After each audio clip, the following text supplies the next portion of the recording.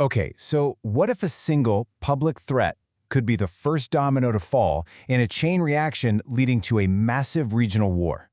Well, today we're going to dive into a pretty fascinating, and I should say highly speculative theory that outlines that exact scenario. The entire theory we're exploring today, it all hinges on this one, pretty startling claim.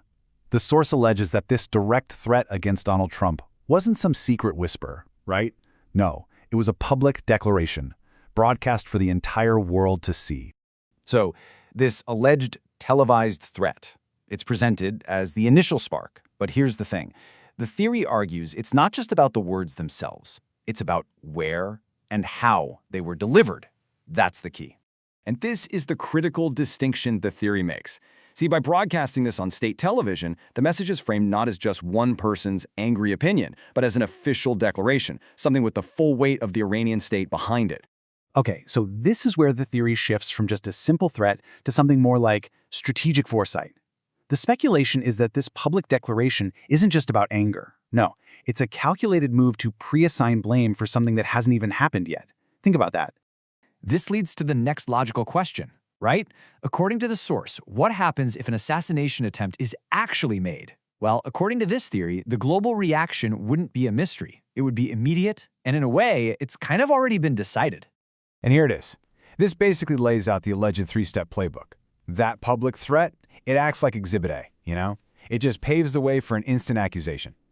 This whole thing would bypass any need for a long drawn-out investigation, because in this scenario, the verdict is already in. And get this, the theory even puts a number on it, a 90% chance of an assassination attempt on Donald Trump in 2026. I mean, that is a remarkably stark and specific prediction to make.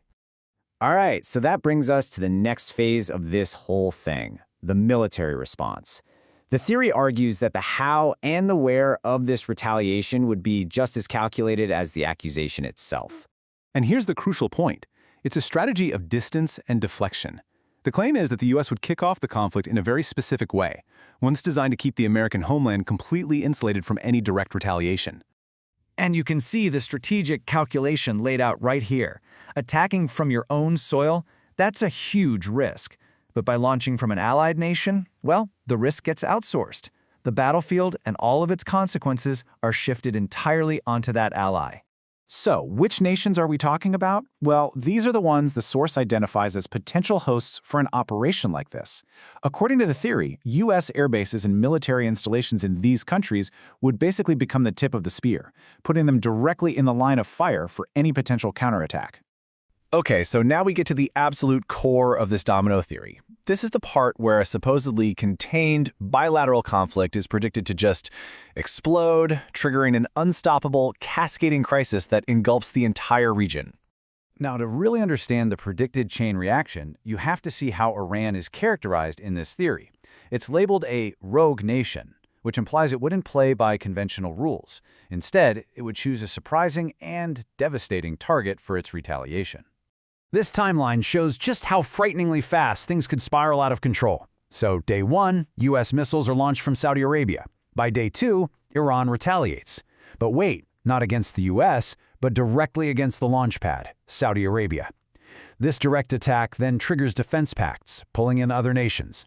And within a single week, the theory posits, a targeted strike has mushroomed into a full-blown regional war. So, why? What could possibly be the ultimate purpose of such a catastrophic chain of events? The source speculates on a final, strategic motive behind this entire hypothetical scenario. And according to this theory, it all boils down to one simple objective: control. In a region completely consumed by conflict, the power to control its most valuable resource, oil, becomes the ultimate prize.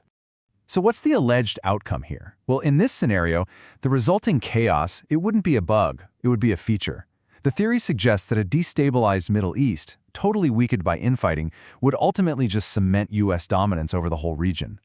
And all of this leaves us with a final, pretty provocative question to think about.